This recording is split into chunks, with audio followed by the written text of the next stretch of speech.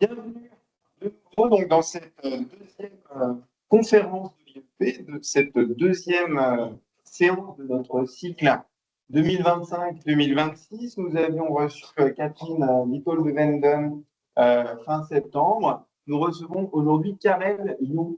Alors, Karel Lyon est, comme l'indique la diapo que vous voyez sous les yeux, aborde les sciences politiques sous l'angle de la sociologie, donc est politiste et sociologue, chargé de recherche au CNRS.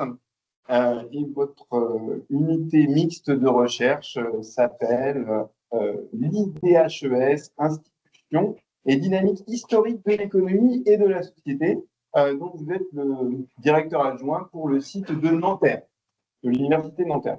Vos recherches portent essentiellement sur le monde du travail, donc les syndicats, la démocratie sociale, mais aussi sur les mouvements sociaux, les mobilisations, les organisations qui les portent, donc finalement sur l'action collective et également sur les questions de formation.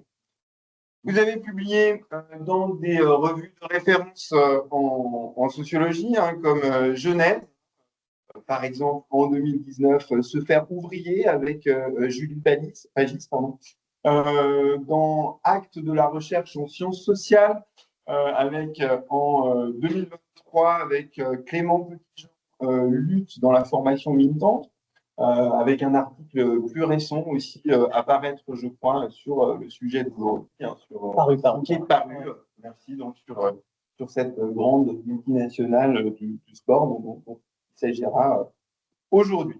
Vous avez aussi publié dans des revues plus centrées sur les questions du travail, comme la revue Salariat, la Nouvelle Revue du Travail ou Global Labour Journal, par exemple. Dans des revues également plus tournées vers les sciences politiques, comme Culture et Conflit. Vous êtes donc un politique qui, effectivement, a choisi de s'appuyer sur la sociologie pour aborder les phénomènes politiques. Parfois aussi dans des revues à la frontière, entre l'économie et la sociologie, comme Travail et Emploi.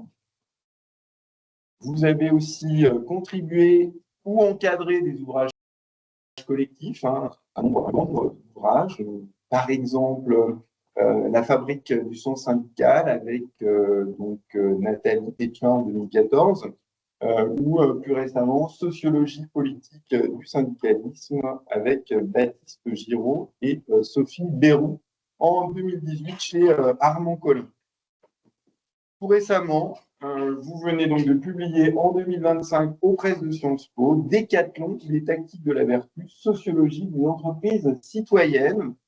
C'est un ouvrage collectif, donc avec notamment Maxime Kijou, qui était prévu donc, dans l'intervention d'aujourd'hui, mais qui malheureusement n'a pas pu venir. Mais vous avez un grand nombre de co-auteurs, Pierre Buxel, Amin Halal, Mohamed Slim Ben Youssef, Anne Boris, et Guillaume Bourg.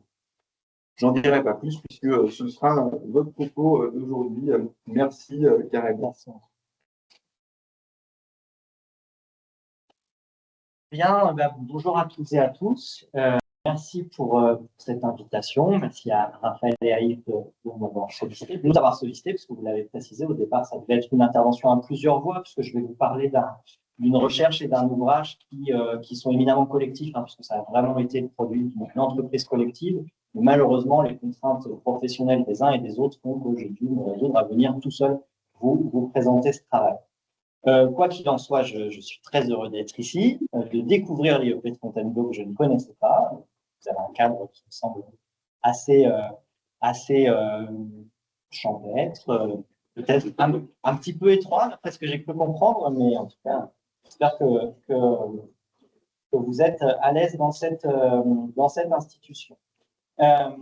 Donc, je vais vous présenter aujourd'hui une recherche que j'ai menée avec 7 autres collègues. Il les a déjà cités. ces dernières années. On a terminé la recherche en 2023 et on a notamment tiré un ouvrage. Il y a d'autres publications qui en sont issues, j'en reparlerai, mais un ouvrage qui s'appelle donc Décathlon, les tactiques de la vertu, et qui interroge, vous allez voir, les transformations conjointes du capitalisme et de l'engagement au travail. Alors, pour tirer le fil de la réflexion, on peut partir d'une petite citation tirée, vous le voyez, d'un entretien publié dans le magazine L'Express avec celle qui était à l'époque la directrice générale de Decathlon, donc Decathlon à l'international, Barbara Martin-Coppola. Elle ne l'est plus aujourd'hui, elle a quitté ses fonctions en 2025, mais qui déclarait donc la rentabilité n'est pas l'objectif prioritaire. En parlant donc des activités de Decathlon, plus précisément, elle expliquait dans cet entretien ce qui fait la force de Decathlon, c'est son aspect humaniste avec de très belles valeurs. La rentabilité n'est pas l'objectif prioritaire, c'est plutôt un moyen d'investir. Nous vendons des produits physiques, mais nous avons commencé à développer une manière d'accompagner le sport après l'achat. Alors, le point de départ de cette recherche, c'est de considérer que cette citation qui minimise l'importance des objectifs de performance économique par rapport aux enjeux sociaux et environnementaux, c'est pas seulement ce qu'on pourrait prendre au premier abord comme un pur élément de communication, quoi, de langage managérial relativement cynique ou à l'inverse le reflet des qualités morales d'une dirigeante d'entreprise singulière. On peut plutôt essayer de comprendre ce discours comme un révélateur de la consolidation dans le capitalisme contemporain d'une voie de réforme qui entend faire de l'entreprise non seulement un lieu de production de valeur économique, mais aussi un acteur citoyen œuvrant à la réalisation de l'intérêt général et à la résolution des grands problèmes du monde. Je ne sais pas si c'est très lisible pour vous parce que c'est assez petit. Et je vais faire ça parce que sinon je vais passer mon temps à être penché sur l'écran. Cette idée d'une entreprise qui se préoccupe d'enjeux sociaux, de questions morales ou politiques, ça n'a pas forcément grand-chose de nouveau, ça n'a rien d'inédit en tout cas. Alors, je ne vais pas revenir sur le détail de cette histoire parce que ce n'est pas l'objet du livre et ce n'est pas l'objet de ma présentation aujourd'hui, mais on peut tout de même dire que cette idée d'un capitalisme qui se présente comme au service du bien commun, c'est qu'il y a des origines anciennes. Si on fait un petit détour historique, on peut penser bien sûr aux politiques paternalistes des grandes entreprises industrielles de la seconde moitié du 19e siècle qui visaient à stabiliser une main-d'œuvre ouvrière grâce à divers compléments de salaire. On peut même remonter plus dans le temps. Hein. Les travaux sur la naissance même de la forme de la grande entreprise sous la forme de la société anonyme, de la société de capitaux, montrent que ces sociétés se consolident avec, grâce à l'intervention de l'État pour créer les conditions du rassemblement de capitaux privés pour réaliser des missions qui avaient un objectif ou un caractère quasi public. Hein. En gros, l'idée, c'était de permettre à des entreprises privées de remplir des missions que les pouvoirs publics ne considéraient pas avoir les moyens de remplir à eux seuls. Hein. Tous les grands travaux, notamment d'infrastructures ferroviaires qui ont été accomplis au XIXe siècle, ils sont aussi la manifestation de cette naissance de la forme de la grande entreprise. Donc aujourd'hui, on pourrait se dire que la grande entreprise, aujourd'hui la multinationale, c'est par essence l'expression d'un intérêt privé distinct de la puissance publique, mais l'origine même de cette forme juridique, en fait, elle a beaucoup à voir avec la façon dont les pouvoirs publics définissaient leur mission et leurs moyens d'intervention, y compris indirects. Dans la seconde moitié du XXe siècle, plus proche de nous, hein, cette idée d'une entreprise au service du bien commun, elle s'est précisément nourrie aussi de la défiance vis-à-vis de la régulation publique et de l'interventionnisme étatique. Je ne rentre pas dans les détails de cette histoire, mais il y a une impulsion publique au point de départ dans la naissance de la grande entreprise. Il y a ensuite une très large émancipation du capitalisme des grandes sociétés privées vis-à-vis des pouvoirs publics. Et puis, en gros, au cœur du XXe siècle, hein, le développement de systèmes de relations professionnelles, d'un droit du travail, d'un mouvement ouvrier revendicatif fait que de plus en plus les grandes entreprises sont encastrées dans des systèmes de droit national, des systèmes de relations professionnelles avec des formes de régulation publique de plus en plus fortes pour encadrer leur activité. Et c'est dans ce contexte particulier que naît, par exemple, toute une réflexion autour de la responsabilité sociale des chefs d'entreprise. Quand on reprend l'ouvrage de l'économiste Ward Bowen, qui est publié en 1953, qui pose un peu les prémices de la responsabilité sociale de l'entreprise, il y a très fortement cette idée que les dirigeants d'entreprise ont intérêt à se convertir à la vertu pour précisément sauvegarder leur autonomie d'action et se préserver de régulations trop contraignantes, dans un contexte où les entreprises sont de plus en plus la cible de pressions extérieures en raison de l'impact social, des dégâts sanitaires ou environnementaux qu'elles peuvent provoquer. C'est l'approfondissement de cette logique qui conduira au développement des premières politiques de RSE, de responsabilité sociale de l'entreprise, ou on dit parfois de responsabilité sociale et environnementale, dans les années 80-90.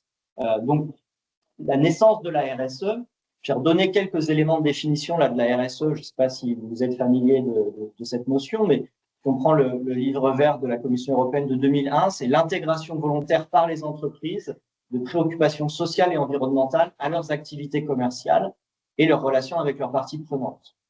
L'OIT, l'Organisation internationale du travail, en 2006, donne une définition un peu équivalente, un petit peu plus précise, une façon pour les entreprises de prendre en considération l'impact de leurs activités sur la société et d'affirmer leurs principes et leurs valeurs, à la fois dans leurs méthodes et dans leurs procédures et leurs actions avec les autres acteurs. La RSE est volontaire, résulte d'une initiative de l'entreprise et se réfère à des activités, instruments qui sont considérés comme dépassant la simple conformité à la loi. Donc, s'il convient donc de relativiser le caractère inédit de ce phénomène d'une entreprise qui se présente au service du bien commun, il faut toutefois voir que la perspective de l'entreprise citoyenne, réconciliant recherche du profit et poursuite de l'intérêt général via ces politiques de RSE, a acquis une audience nouvelle depuis 2 décennies.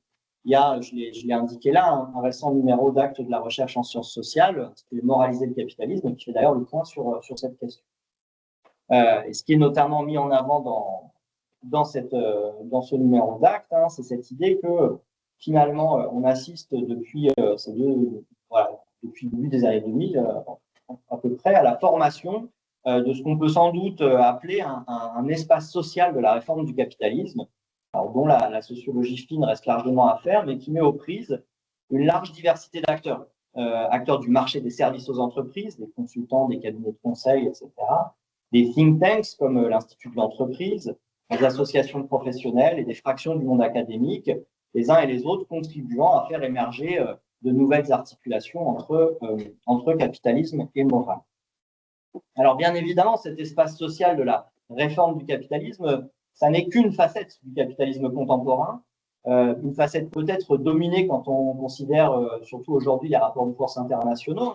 Si on pense à l'avancée des gouvernements réactionnaires dans le monde et aux liens étroits qui nouent avec certaines grandes entreprises qui remettent ouvertement en question l'enjeu de la transition environnementale ou des politiques de diversité et inclusion. Donc, cette face civique du néolibéralisme, du capitalisme, j'ai envie de dire, elle est elle-même en tension avec d'autres définitions possibles du capitalisme. Mais il n'en reste pas moins que la formation de cet espace a fait que l'enjeu de la responsabilité sociale des firmes a progressivement changé d'envergure et de nature.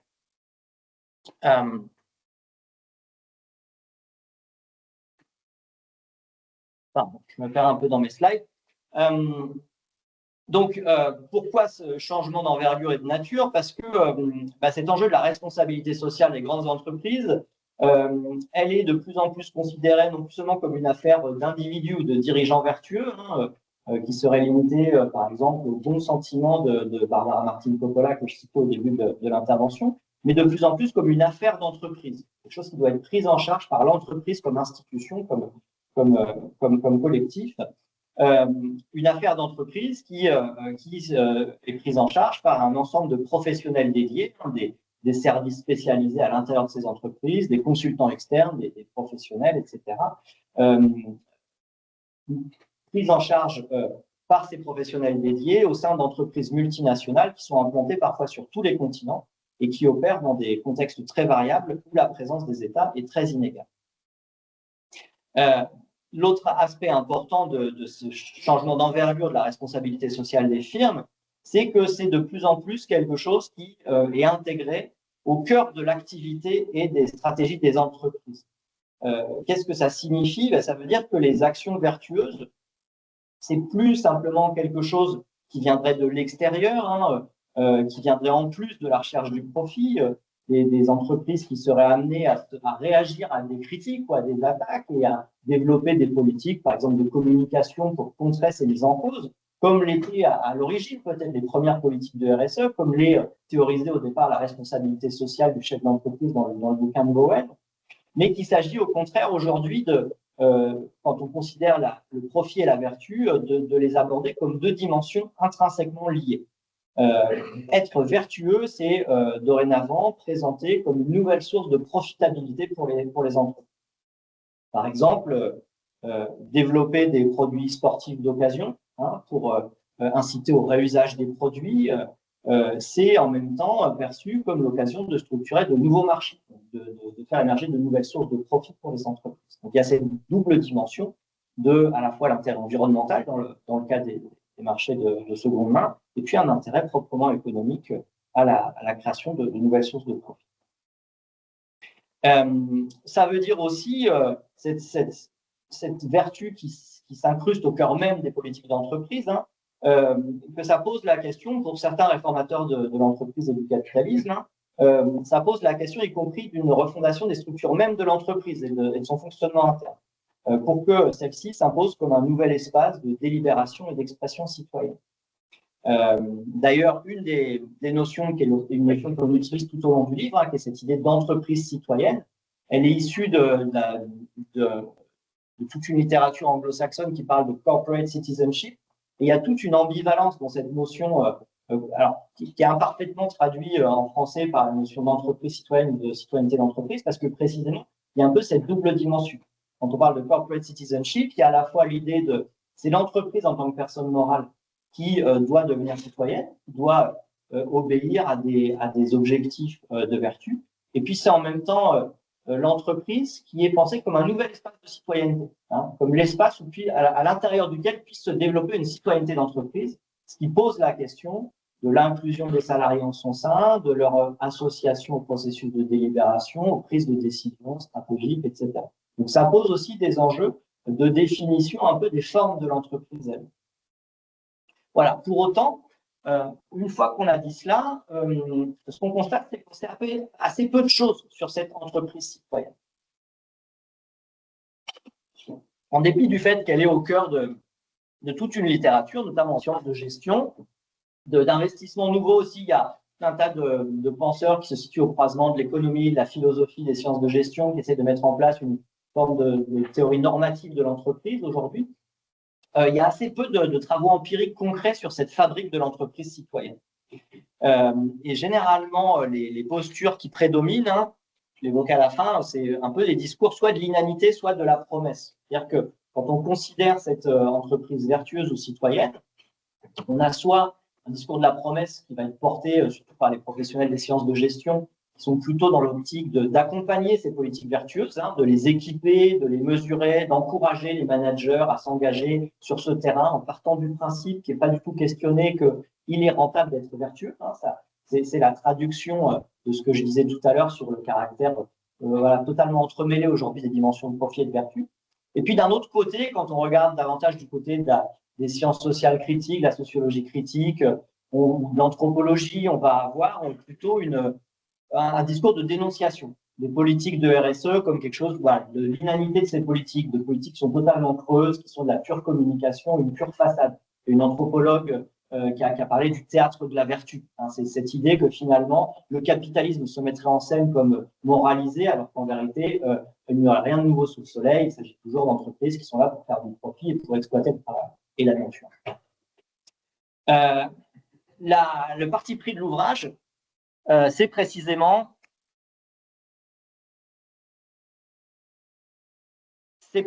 d'essayer de trouver une voie moyenne entre ces deux postures en prenant au sérieux le discours de l'entreprise citoyenne, prendre ce discours au sérieux, ça ne veut pas dire le prendre au pied de la lettre. Ça veut dire lui accorder de l'importance dans la mesure où les acteurs qui le produisent lui accordent de l'importance. Et c'est essayer de comprendre ses conditions de production et les effets tangibles qu'il peut avoir dans le fonctionnement de l'entreprise. Donc, c'est prendre au sérieux l'ensemble des acteurs, des pratiques, des croyances, des représentations qui s'agrègent autour de la promotion de cette entreprise citoyenne. En d'autres termes, de saisir la vertu d'entreprise comme une politique d'entreprise et d'essayer d'en faire la sociologie. Donc, c'est ce qu'on a résumé dans une question de recherche qui structure un peu tout le bouquin. Ce bouquin, Décathlon ou les tactiques de la vertu, c'est de se demander dans quelle mesure la construction de l'entreprise citoyenne produit-elle un citoyen ou une citoyenne d'entreprise ajustée à ses attentes. Ça, c'est une démarche qui... alors, je ne vais pas surjouer l'originalité, mais quand même, il y a peu de travaux qui se sont intéressés à la façon dont, justement, ces politiques de RSE, non seulement étaient fabriquées de l'intérieur des entreprises, mais surtout transformer le rapport des salariés de ces entreprises elles-mêmes à leur travail. C'est-à-dire que quand on regarde les politiques de RSE, on s'intéresse plutôt aux externalités, à la façon dont les entreprises interviennent sur les communautés locales, à la façon dont elles interagissent avec le pouvoir public. Et on s'intéresse assez peu, il y a très peu de travaux en réalité, sur ce que ça fait aux salariés de ces entreprises elles-mêmes.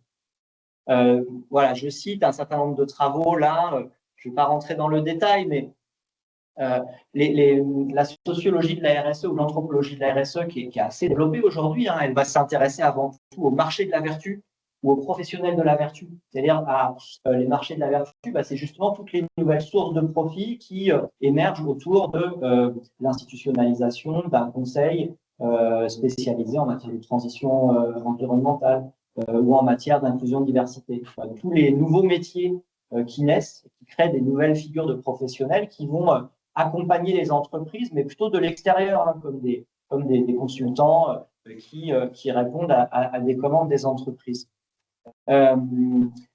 Les travaux du côté de la sociologie de l'action collective ou des sciences de gestion qui se sont intéressés aux militants de l'intérieur, aux insider activists ou aux radicaux tempérés, qui sont des artisans de la réforme de l'entreprise de l'intérieur, généralement, ils pensent avant tout ces activités-là comme des émissaires d'un changement social qui viendrait de l'extérieur et qui tenteraient de transformer les entreprises. Par exemple, des cadres d'entreprises femmes sensibilisées au féminisme qui vont s'investir dans la promotion des politiques de diversité. Mais elles ne s'intéressent pas du tout à la façon dont les directions d'entreprise peuvent façonner l'engagement des salariés. Cette problématique-là, elle a plus souvent été prise en charge par la sociologie du syndicalisme ou des relations professionnelles, où là, on va très concrètement s'intéresser à la façon dont les salariés, et notamment les salariés en position d'exécutants, donc pas les cadres, mais plutôt les employés ou les ouvriers, vont s'engager dans des syndicats, représenter collectivement leurs collègues, etc. Mais cette littérature-là, elle est très spécialisée et elle ne va pas forcément s'intéresser aux politiques de RSE, parce que précisément les politiques de RSE vont être interprétées comme des politiques qui remettent en cause la légitimité des syndicats. Et donc, elles ne vont pas forcément s'intéresser au croisement de ces différents dispositifs. La grande originalité, je pense, de notre bouquin, c'est qu'on a essayé de tenir tout ça ensemble, justement autour de cette problématique de la citoyenneté d'entreprise. Comprendre, voilà, comment une entreprise produit un discours sur elle-même de « je suis vertueuse, je suis une entreprise citoyenne, je ne suis pas simplement là pour faire de l'argent, mais pour contribuer au bien commun ». D'où ça vient ce discours, c'est-à-dire quels sont les dispositifs internes à l'entreprise qui ont donné à ce discours une centralité et quelles sont ses traductions concrètes, pratiques, en termes d'intervention, pourquoi ça change les modalités d'exercice de cette entreprise, et en même temps, de quelle manière ce discours de l'entreprise citoyenne, il résonne ou pas chez les salariés qui bossent pour ces entreprises. De quelle mesure ils s'identifient à la figure du citoyen d'entreprise. Vous aurez compris que par rapport à ce que je disais tout à l'heure sur toute l'ambivalence de la corporate citizenship qui renvoie aussi bien à l'entreprise vertueuse qu'aux citoyens dans l'entreprise, on essaye de tenir ces deux bouts dans le bouquin. Hein. On essaye de tenir la façon dont est produite cette politique d'entreprise vertueuse et la façon dont elle est appropriée ou pas par les salariés, elles et eux-mêmes. Un dernier point sur la littérature, c'est qu'il peut y avoir toute une littérature sur, notamment autour de ce qu'on appelle la corporate political activity, de l'intervention politique des entreprises, donc la façon dont les entreprises, les grandes entreprises avant tout, influent sur la production des normes auprès des pouvoirs publics, etc. Mais il y a souvent une vision métonymique de l'entreprise, au sens où l'entreprise, elle est résumée à ses dirigeants. Elle n'est pas du tout pensée comme un collectif, justement, avec des dirigeants, des détenteurs du capital, des cadres, qui sont là pour répercuter les politiques de la direction, mais qui peuvent aussi avoir des intérêts, des logiques propres à leur engagement dans le travail. Et puis des salariés en position d'exécutants, et puis au-delà de l'entreprise stricto sensu, considérée dans ses formes juridiques, des sous-traitants, voilà, différents niveaux d'activité.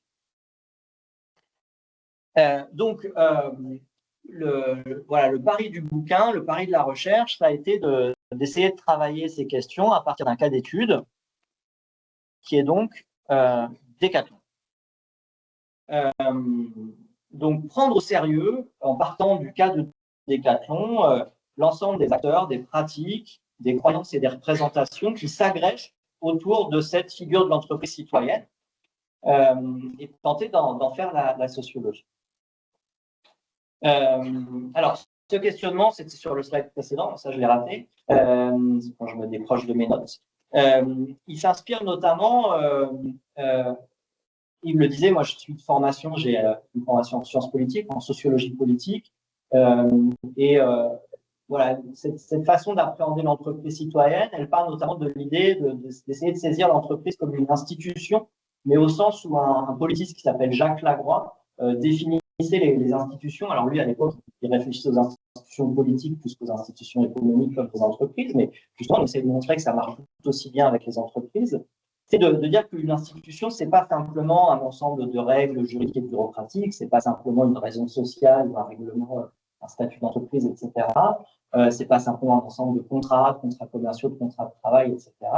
C'est aussi une affaire de croyances et de mode de conduite. C'est-à-dire que ces règles écrites, ces normes, etc., elles sont incarnées par des acteurs. Et l'incarnation de ces institutions passe par des rôles. Les institutions, ce sont des systèmes de rôles sociaux, ce que disait Jacques Lagroix.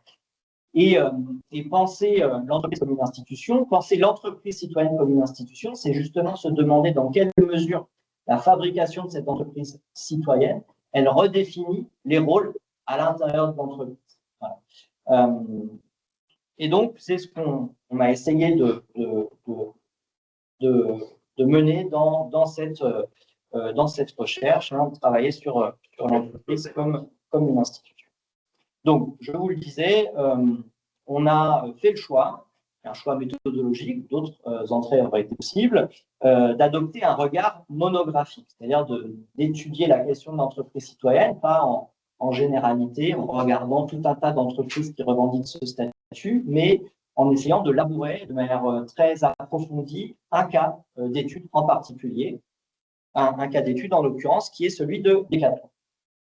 Alors, bien sûr, la démarche monographique, elle a des limites. En tout cas, elle impose des contraintes spécifiques en termes de montée en généralité. On pourra éventuellement y revenir.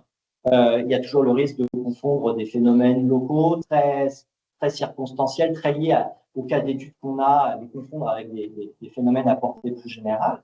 Donc, il se pose toujours la question de la reproductibilité des analyses et des enseignements qu'on en tire. Il y a d'autres méthodes possibles.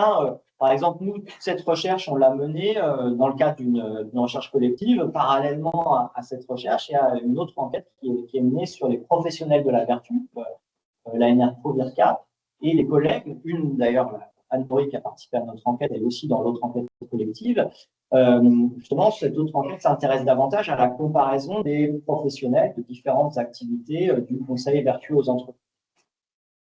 Mais nous, on a fait le choix donc d'un cas d'étude, d'une entrée en profondeur dans une entreprise pour essayer de saisir la façon dont toute la myriade d'acteurs qui composent une entreprise multinationale donnent sens à leur pratique professionnelle.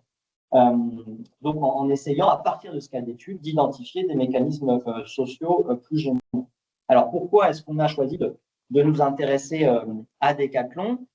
Plusieurs raisons, mais Déjà parce que c'est une entreprise emblématique des recompositions du capitalisme français. Decathlon, là vous avez une photo du premier magasin ouvert à Anglo dans la banlieue lilloise en 1976. C'est une entreprise qui est typique des recompositions du capitalisme français, puisqu'elle a été créée par une branche de la famille Mullier, qui était une grande famille de la bourgeoisie textile du nord de la France, qui était un des fleurons du capitalisme français, du capitalisme industriel des 30 glorieuses et même avant, de toute la première moitié du XXe siècle et de la fin du XIXe, qui, donc, au moment où l'industrie textile se transforme, fait le choix de délocaliser le travail textile vers les pays du Sud notamment, et de reconvertir son capital dans les activités de distribution. Donc, les Mulliers, c'est typiquement ça. C'est des grandes filatures, c'est des grandes usines textiles qui sont fermées et qui sont remplacées petit à petit par tout un tas d'enseignes de la grande distribution, Auchan en premier lieu, mais aussi Decathlon, mais aussi Pepsi, mais aussi Leroy Merlin, etc., etc. C'est un modèle de la grande distribution qui va être ensuite grande distribution généraliste à travers l'exemple d'Auchan, qui va être ensuite répliqué sous la forme de grande distribution spécialisée, et en l'occurrence Decathlon, vous le savez, j'imagine, hein, après le temps de le préciser, mais c'est une marque qui est connue de tout le monde, distribution de produits sportifs, d'articles de sport. C'est une entreprise donc, qui connaît une forte internationalisation dans les années 90-2000. Pendant très longtemps, Decathlon, c'est quelques dizaines de magasins qui existent en France, une production qui est avant tout en France, un petit peu en Europe. Il y a quelques magasins qui sont progressivement ouverts à la fin des années 80 en Italie, en Espagne, en Allemagne. Mais à partir des années 90 et 2000, aussi parce que le commerce international se transforme, se libéralise, à la fois la production est délocalisée vers les pays du Sud, en Asie du Sud-Est en particulier, et parallèlement à cette délocalisation de la production, l'entreprise entreprend la conquête de nouveaux marchés de distribution. C'est que bien souvent, dans les pays de production, l'entreprise installe aussi ses magasins. Donc, elle ne fait pas que produire dans les pays du Sud, elle essaye aussi de vendre. Et petit à petit, donc cette entreprise qui articule production et distribution va complètement sous-traiter la production des articles de sport et se spécialiser sur les activités de conception et de distribution. Avant tout, des activités de conception, d'innovation, de création de nouveaux produits concentrés en France. Et puis, la distribution, c'est-à-dire la vente en magasin qui est présente dans 70 pays. Hein. Aujourd'hui, Decathlon, c'est 100 000 salariés dans 70 pays. L'autre raison pour laquelle on a choisi de travailler sur Decathlon, c'est parce que cette idée de l'entreprise vertueuse, elle a une longue histoire chez les Mullier-Leclerc. Mullier, c'est la grande famille qui possède toutes ces enseignes que j'ai citées. Leclerc, c'est une branche de la famille Mullier qui possède Decathlon. Pourquoi ça a une longue histoire? Parce que ce capitalisme textile, il a cette particularité aussi de s'inscrire dans l'histoire du catholicisme social. C'est un patronat très spécifique, qui se veut très paternaliste, qui a un discours justement, dès l'origine, de dire que le rôle du patron, c'est pas simplement de faire du profit, mais c'est d'être utile à sa communauté. Donc, il y a tout un discours de la responsabilité, de la subsidiarité, l'entreprise présentée comme une grande famille, une communauté avec des valeurs humaines, un humanisme revendiqué, une bienveillance revendiquée, etc. Au moment, je m'en tiens au discours, on reviendra après sur les pratiques. Donc, voilà, il y a déjà des racines anciennes dans cette tradition culturelle à l'idée que le capitalisme puisse avoir une dimension morale. Cette dimension l'entreprise vertueuse, elle se démultiplie à l'occasion du tournant vers la grande distribution, parce qu'un des ressorts de la justification du développement de la grande distribution, c'est la démocratisation de l'accès à la consommation. C'est le discours des distributeurs, c'est de dire, voilà, grâce aux économies d'échelle qu'on réalise à travers la mise en place de ces grands établissements de vente, on permet de faire baisser les prix.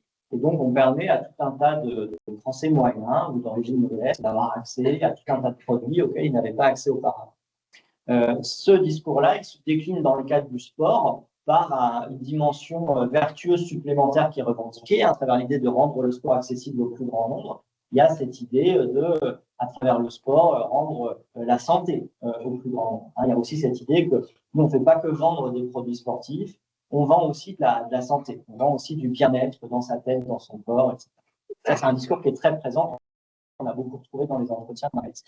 Un autre aspect intéressant aussi, c'est que les Mulliers, l'association familiale Mullier, c'est un capitalisme familial, ce n'est pas un capitalisme qui est coté en bourse. Donc les engagements vertueux de ce capitalisme, ils ne sont pas le produit mécanique de régulations qui sont imposées par la puissance publique aux sociétés cotées. C'est le produit de prise de décision autonome. Donc pour nous, c'était intéressant aussi d'étudier cette entreprise parce qu'il y avait une dimension un peu plus forte d'autonomie politique en fait dans les grands choix stratégiques. Bon, et puis un autre aspect, une cumulativité scientifique parce qu'il y avait par ailleurs tout un tas de travaux qui avaient été menés déjà par d'autres collègues sur Decathlon. À l'origine de ce projet de recherche, le noyau des chercheurs qui ont lancé l'enquête était moi-même, j'étais basé à Lille, dans le nord de la France. Donc voilà, c'était aussi travailler sur une grande entreprise à proximité. Bon, ensuite, j'ai dirigé un an. Voilà, donc Decathlon est considéré par ce biais comme une espèce de fer de lance, si vous voulez, de la moralisation du capitalisme. Et c'est ce qui nous a conduit à en faire notre cas d'étude. Comme je vous le disais, cette enquête, elle est le produit d'un travail très collectif. Alors déjà, elle s'inscrit dans le cadre d'un projet ANR. Je ne sais pas si vous savez ce que c'est les projets ANR. L'ANR, c'est l'Agence nationale de la recherche, c'est le principal pourvoyeur de fonds aujourd'hui pour les projets de recherche. C'est-à-dire que les chercheurs et les enseignants-chercheurs, ils présentent des projets, ils disent, voilà, on a bossé pendant 4 ans sur telle question. Il y a une mise en concurrence des différents projets, et puis l'ANR qui distribue des fonds, sélectionne certains projets. Donc, on a eu la chance d'être sélectionné. Ça a tout un tas d'effets pervers, mais ce n'est pas l'objet de cette présentation. Mais donc, en l'occurrence, j'avais porté un projet qui s'appelait Redécouvrir la citoyenneté industrielle, passé et présent des relations entre travail et agir politique, qui était donc, au-delà de la thématique de Decathlon, un projet de recherche sur la question des formes de la citoyenneté au travail. Donc, il y a tout un tas de recherches qui ont été menées dans le cadre de cette ANR qui ne portent pas directement sur Decathlon. Les références sont là, mais je ne rentre pas dans le détail. Et donc, si vous voulez, la cerise sur le gâteau, le cœur de ce projet de recherche, c'était une enquête collective située, qui est l'enquête qu'on a menée sur Decathlon. Donc, pendant 4 ans, entre 2019 et 2023, on était principalement 8 sociologues et politistes. Il y a d'autres collègues qui ponctuellement filaient des coups de main, mais c'est principalement 8, donc Amine Halal, Slim Ben Youssef, Anne Boris, Sidi Sissoko Biombo, Maxime Kijou, Pierre Roussel et moi-même. On a mené une enquête de terrain. Donc, voilà, principalement une enquête de terrain, c'est-à-dire qu'on a fait de la sociologie qualitative, basée avant tout sur l'analyse des documents, par exemple les rapports de l'entreprise, les diagnostics de performance extra-financière, la communication de l'entreprise, des entretiens, environ 220 entretiens qu'on a réalisés à tous les niveaux de l'entreprise, c'est-à-dire qu'on a à la fois rencontré des cadres dirigeants, mais aussi des simples salariés, des magasiniers dans les entrepôts logistiques, des vendeurs dans les magasins, des ingénieurs dans les services de conception centraux, des ouvrières de la sous-traitance en Tunisie, des profils très différents. On a aussi, alors ça c'est quelque chose que j'ai plus spécifiquement fait avec mon collègue Maxime Kijou. Pendant 2 mois et demi, on a travaillé dans un Decathlon, dans un magasin Decathlon. On a fait un stage où à raison de 2-3 jours par semaine, on allait bosser à Decathlon pour justement se confronter à l'expérience directe du travail. Et pas simplement s'en tenir à ce que les enquêtés nous livraient dans les entretiens, mais voir aussi ce qu'il en était concrètement du travail dans un magasin Decathlon.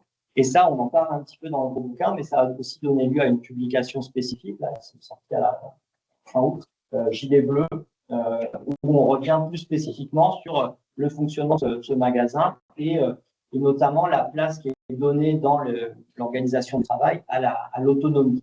La façon dont les salariés sont invités à être autonomes, à être responsables. Hein, c'était un des mots-clés de ce discours du catholicisme social que j'évoquais tout à l'heure. Donc, une enquête multisituée qui n'est pas simplement ancrée en France, mais qui est une enquête internationale, puisqu'on a à la fois travaillé sur l'implantation de Decathlon en France, mais aussi sur son implantation dans d'autres pays, et en particulier au Mexique et en Tunisie. Alors moi-même, avec Pierre Roussel, On a fait plusieurs séjours de terrain au Mexique, c'est-à-dire que pendant, au total, moi j'ai passé 4 mois une première fois et ensuite on est retourné 2 fois 1 mois. Donc on a passé 6 mois à faire des entretiens, à observer un peu les relations de travail dans cet environnement, de manière à développer alors une méthodologie que j'appelle perspectiviste plutôt que comparative, parce que l'idée c'était essayer de saisir une réalité globale qu'est Decathlon à partir de points d'entrée divers, et en ayant conscience aussi de la diversité des points d'entrée et de la diversité des points de vue que ça nous donnait. Par exemple, au Mexique, avec Pierre, on est avant tout rentré en étant en contact avec les salariés expatriés. Donc, on est rentré par le haut du magasin, enfin par le haut de l'entreprise. Donc, on a eu avant tout accès aux cadres, y compris à des cadres de très haut niveau qu'on n'avait pas forcément pu rencontrer en France. Mais on a eu moins accès aux salariés des magasins, même si on a fait des entretiens avec eux, mais on n'avait pas le même type de rencontre. C'est évidemment pas du tout le même point d'entrée qu'une ethnographie d'un magasin où pendant 2 mois et demi, on partage la même expérience du travail et des relations de confiance se nouent avec les employés. Du coup, un discours aussi beaucoup plus libre peut être fourni sur la réalité du travail dans le magasin. Et c'est pas non plus la même entrée que celle qu'ont privilégié Slim et Amine en Tunisie, qui était Amine et entre la France et la Tunisie. Slim était basé en Tunisie à cette époque-là, donc qui ont pu très directement aller dans le Sahel tunisien pour aller à la rencontre des ouvrières des usines de sous-traitance qui travaillent pour Decathlon. Donc, il n'y a jamais eu la prétention de livrer un portrait exhaustif de l'entreprise Decathlon. Par exemple, on n'a pas du tout exploré le volet de l'Asie du Sud-Est, qui est un volet majeur dans la vie de cette entreprise, tout simplement parce qu'on n'avait pas les compétences, notamment linguistiques, et les ressources matérielles pour le faire. Mais aussi parce que notre but, ce n'était pas de faire un portrait ou une histoire de Decathlon. C'était de réfléchir à la future de l'entreprise citoyenne à partir du cas d'étude Decathlon. Mais en tout cas, voilà, on revient dans une annexe méthodologique au bouquin sur tout ce travail collectif, parce que cette diversité des modes d'entrée, elle nous a obligés, dans la conduite de la recherche et dans le travail d'écriture du livre, à une confrontation permanente. C'est-à-dire qu'on a vraiment travaillé en équipe pour voir comment les différents aspects de la réalité qu'on documentait pouvaient s'agréger dans notre analyse. Et ça, j'insiste là-dessus parce que il y a cet aspect où j'ai mis l'accent à l'instant sur les modes d'entrée privilégiés des différents chercheurs et chercheuses. Mais en même temps, on a aussi essayé de faire chacun un peu de ce que les autres faisaient pour essayer d'avoir une vision un peu d'ensemble. C'est-à-dire que moi, par exemple, j'étais avant tout, par mes spécialités, Yves l'a évoqué tout à l'heure, mais j'étais plutôt rentré dans Decathlon par le syndicalisme et les relations professionnelles. J'avais fait beaucoup d'entretiens en France avec les représentants syndicaux, avec les cadres en charge des relations sociales. Mais quand je suis allé au Mexique avec Pierre, lui, c'était plutôt centré sur les professionnels de la RSE, et j'ai bossé avec lui sur la RSE. Et Pierre a bossé avec moi sur les syndicalistes mexicains, si on n'a pas beaucoup là-bas. Je me suis intéressé aussi à l'expérience directe du travail en faisant l'ethnographie. Il y a cette tentative aussi de multiplier les points de vue, mais y compris dans l'expérience qu'en tant que chercheur et chercheuse, on pouvait avoir de notre objet. Donc voilà, ça suppose tout ça un important travail de réflexivité. Ça fait quasiment 1 heure que je parle, c'est ça, et je ne suis toujours pas arrivé au résultat. Magnifique.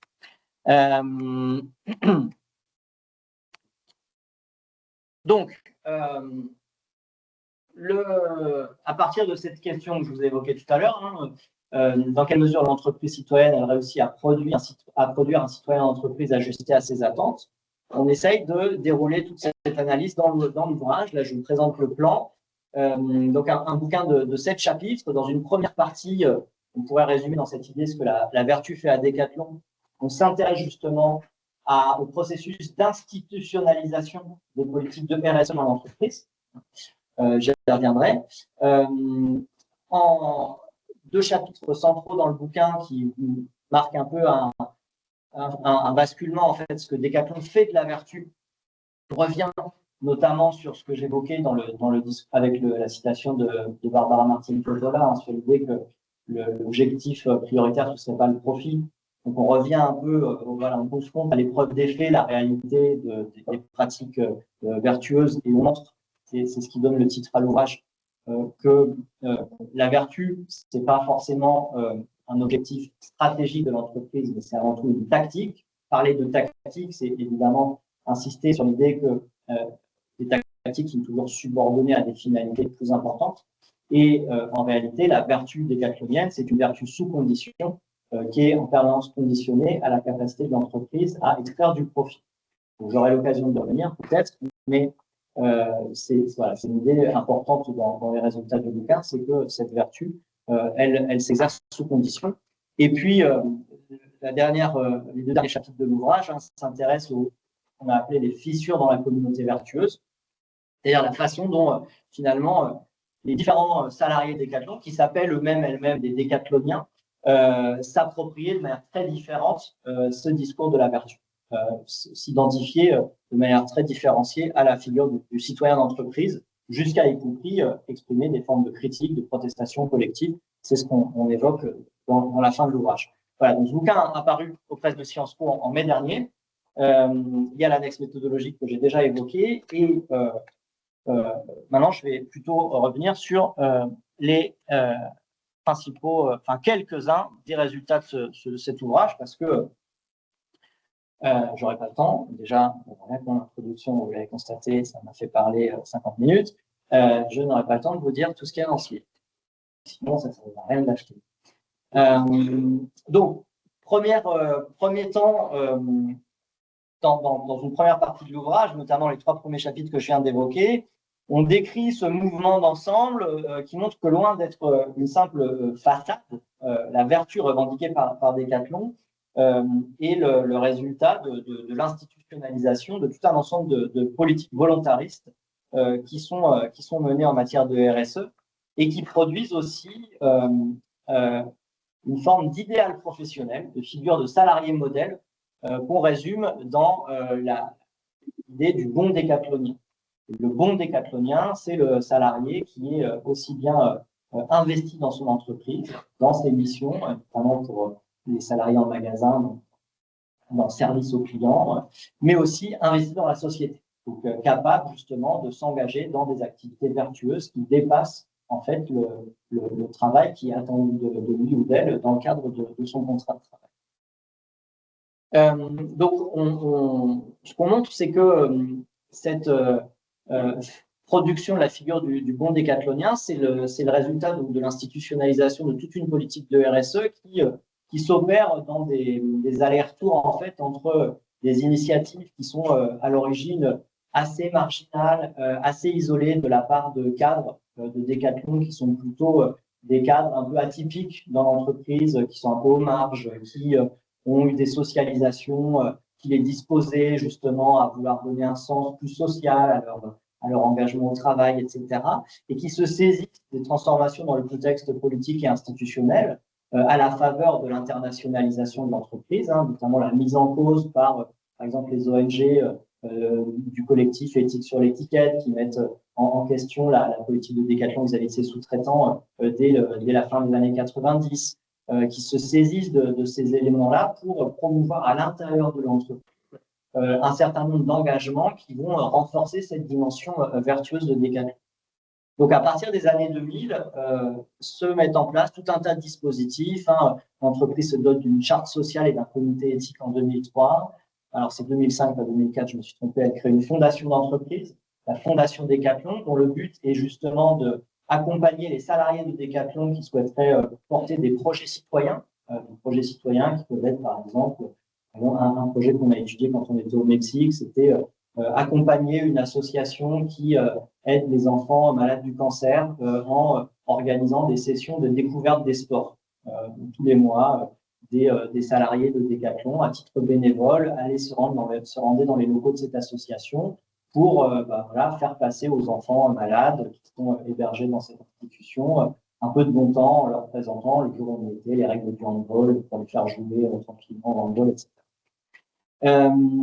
Donc voilà, fondation d'entreprise, la mise en place d'un système de référents de droits humains en production, donc des cadres qui vont être spécifiquement missionnés pour s'assurer que les entreprises sous-traitantes respectent un certain nombre de critères en matière de droits humains, un service développement durable qui se met en place aussi la même année en 2012, chargé notamment de calculer tout ce qui va être l'empreinte carbone de l'entreprise et de réfléchir à des stratégies qui permettraient de la réduire, notamment dans les politiques de livraison de produits, de relations entre les entrepôts et les magasins, etc.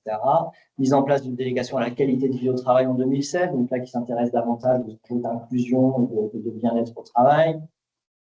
Il y a même un cabinet de conseil interne qui se met en place à l'échelle du groupe Mullier, le cabinet Gimpact, qui a pour mission de faire des diagnostics sur l'empreinte sociale et environnementale des établissements. Tel magasin, ça a été le cas d'un magasin dans le nord de la France, il est utile à la communauté locale dans laquelle il est inséré. Donc tout ça contribue en fait à ce que progressivement un groupe de cadres réformateurs se consolide en fait. Donc, ce qu'on décrit dans le bouquin, c'est le passage de quelques cadres isolés qui ont saisi de ces opportunités externes pour promouvoir leur façon de voir l'entreprise, pour progressivement consolider un groupe qui en vient à avoir un représentant au sein du conseil d'administration de l'entreprise, donc qui en vient à acquérir un rôle politique plus central dans le gouvernement de l'entreprise. Tout ça se traduit aussi par la mise en place de ce qu'on appelle dans le bouquin une métrique de la vertu, qui va être intégrée au calcul des performances et des rémunérations. C'est-à-dire que parmi, par exemple, le calcul des primes auxquelles ont droit les salariés dans les magasins, il y a la part du CA durable, du chiffre d'affaires durable. Donc, combien de chiffres vous avez fait pour les activités de seconde main. Voilà, ça fait partie des dispositifs qui sont mis en place et qui vont du coup donner une espèce d'évidence ou en tout cas de complètement naturaliser en fait la prise en compte de ces enjeux dans le fonctionnement de l'entreprise. Ça c'est une cadre en charge du développement durable qu'on a interviewé à la fois en France et plus tard au Mexique parce qu'elle a été missionnée au Mexique, qui nous dit dans l'entretien, avant je parlais beaucoup avec mon cœur, maintenant je parle avec mes chiffres et ça marche beaucoup mieux. C'est un peu un résumé en fait de ce processus d'institutionnalisation qui fait que à un moment c'est intégré totalement dans les logiques de l'entreprise de prendre en compte ces dimensions sociales ou environnementales. Et donc comme je le disais, cette institutionnalisation de la RSE débouche sur l'affirmation d'un idéal professionnel, le bon décathlonien, dévoué à l'entreprise comme à la communauté. Donc il y a vraiment cette idée de un discours qu'on a recueilli dans tout un tas d'entretiens qu'on a réalisés, et c'est ça qui est intéressant, aussi bien en France qu'en Tunisie ou au Mexique, de salariés qui s'identifient totalement à cette idée de voilà, moi si je suis à Decathlon, c'est aussi parce que je m'identifie aux valeurs de l'entreprise, j'essaye de faire ma part, on est engagé. Donc ça peut prendre des formes différentes selon les enquêtés. Ça peut être un engagement sur le terrain environnemental, un autre sur le terrain social, d'insertion professionnelle des jeunes du quartier dans lequel est inséré le magasin Decathlon, etc. Donc il y a vraiment cette logique où ce qu'on montre, c'est que donc, à la fois il y a un groupe spécifique de cadres en charge de la vertu d'entreprise qui ont consolidé leur position à l'intérieur de l'entreprise, et par contre-coup, cette centralité du groupe des réformateurs crée des nouvelles normes professionnelles qui réorganisent le marché du travail interne. C'est-à-dire que pour progresser dans la boîte, il faut désormais pouvoir s'identifier à la figure du bon décathlonien. Et donc ça crée en fait par exemple des entretiens où on voit que ce discours de l'entreprise citoyenne, il résonne avec deux types de salariés. Des salariés qui peuvent être disposés par leur socialisation antérieure à vouloir donner un sens social à leur travail dans l'entreprise. Une socialisation religieuse ou militante, diverses et variées, je ne rentre pas dans les détails, mais qui vont dire, voilà, moi, ce qui fait que je suis resté à Decathlon, c'est parce que je ne suis pas simplement là pour vendre des baskets, mais à côté de ça, j'ai pu développer un programme sur, justement, pour essayer pour œuvrer à la réinsertion des jeunes qui sortent de prison en les embauchant dans le magasin, des choses comme ça. Et voilà, ça, j'ai beaucoup l'exemple du Mexique à l'esprit parce que on y a passé pas mal de temps, mais c'est des jeunes salariés qui avaient déjà impulsé ce projet en tant que scouts, qui justement le reproduisaient au sein de l'entreprise. Et en même temps, d'autres salariés qui n'ont pas forcément ces dispositions altruistes préconstituées, mais qui, parce que pour diverses raisons, ils souhaitent ou elles souhaitent s'engager dans l'entreprise, progresser dans la carrière dans l'entreprise, qui du coup comprennent qu'il faut se montrer engagé, il faut se montrer citoyen pour avoir des chances de progresser. Et c'est typiquement Moi, j'ai pas, si, je crois que c'est sur le slide suivant. Une salariée qui nous explique, voilà, le directeur m'a mise au défi en me disant que je n'avais rien fait au-delà de mes tâches normales depuis 2 ans. C'est une salariée qui était vendeuse qui nous dit ça. Et c'est à ce moment que je me suis dit, personne ne s'occupe du développement durable ici, ok, je vais m'investir là-dedans. Donc le fait de prendre en charge des missions citoyennes participe en fait à se valoriser auprès des cadres. Et donc cette salariée, en l'occurrence, elle va passer de vendeuse à responsable de rayon et elle va être ensuite chargée du développement durable à l'échelle nationale dans Decathlon ici. Donc, ce qu'on montre, voilà, c'est cette ambivalence en fait de la citoyenneté d'entreprise qui peut résonner avec des dispositions altruistes, mais aussi avec des dispositions tout à fait entre guillemets carriéristes, qui fait que ça, voilà, c'est pas reçu de la même manière par les salariés, mais ça, par les différents salariés, mais ça joue en tout cas de manière générale dans la structuration des carrières. Ça joue y compris justement dans la non-reconnaissance et la marginalisation d'autres profils de salariés.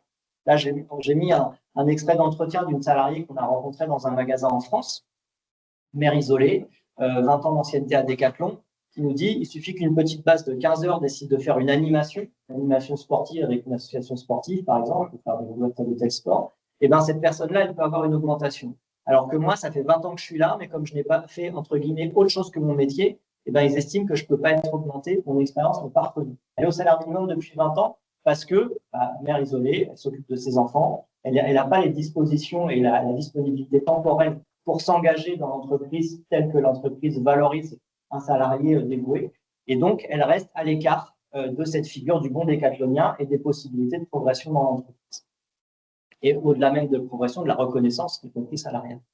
Donc, tout ça pour vous dire que cette figure du bon décathlonien, c'est pas du tout un monde merveilleux où tout le monde s'ajuste à cette nouvelle définition d'engagement au travail. Hein. C'est au contraire un système qui est producteur de nouvelles inégalités, de nouvelles formes d'exclusion et qui, en réalité, consonne avant tout auprès de salariés qui sont disposés en fait, à se reconnaître dans ce modèle managérial, qui est en fait un modèle avant tout produit par des cadres, donc des salariés qui sont plutôt issus des classes moyennes ou supérieures, qui peuvent, y compris, avoir de la disponibilité temporelle, hein, souvent des salariés jeunes, mais aussi des hommes. Et ça, on le voit, on l'a vu vraiment bien au Mexique, parce que comme je vous le disais, on est rentré par le haut. Et donc, quand on a mené les enquêtes dans les magasins, les salariés qui nous parlaient avaient du mal à comprendre si on était des chercheurs, si on était là aussi de l'entreprise, etc. Donc, c'était avant tout les salariés les plus légitimistes qui s'adressaient à nous et qui ont rajouté dans leur volonté de montrer qu'ils faisaient bien Decathlon, qu'ils avaient envie d'être Decathlon. Et donc, ils légitimaient très fortement le modèle Decathlon par contraste avec les pesanteurs de la société locale, etc. À l'inverse, en France, quand on est dans ce magasin avec Maxime, là, on voit en fait un rapport beaucoup plus sceptique aux injonctions de l'entreprise, justement parce qu'on arrive plus par le bas.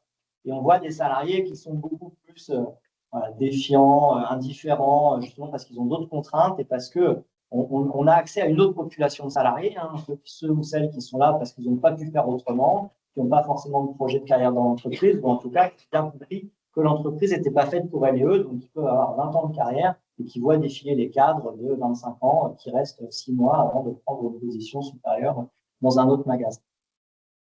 Voilà, cette dimension de la citoyenneté d'entreprise, elles prennent des sens différents selon les endroits, selon les fractions de salariés. Ça peut être le sens du service client, ça peut être la passion sportive, ça peut être le dévouement aux autres, ça peut être le souci environnemental. Hein, mais voilà, il y a cette idée en tout cas que pour être reconnu à Decathlon et être valorisé dans l'entreprise, il faut faire preuve de qualité morale qui dépasse la simple capacité à remplir la fiche de poste, si vous voulez, à répondre aux attendus de la fiche de poste.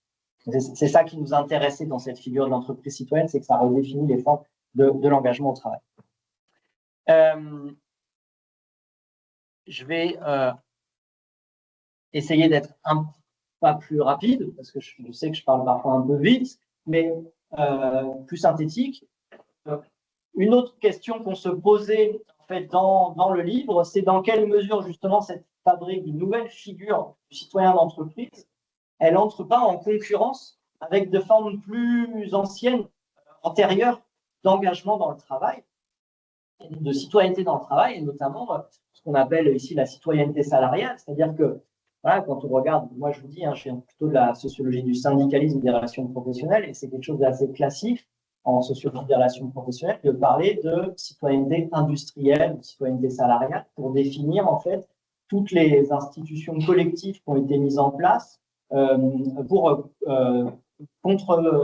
contrebalancer en fait le rapport de subordination qui est intrinsèque au rapport salarial.